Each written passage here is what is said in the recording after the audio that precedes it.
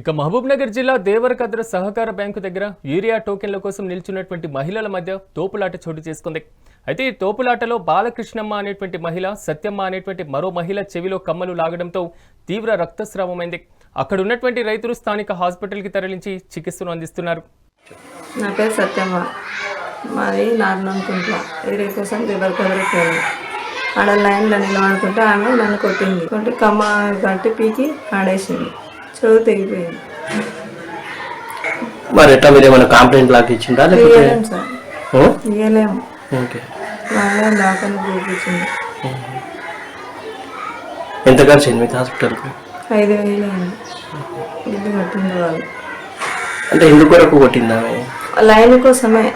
Line నిలబడుతుంటే ఆమె first లేకనే ఉండే, నేను నిలబడుతుంటే దొబ్బింది.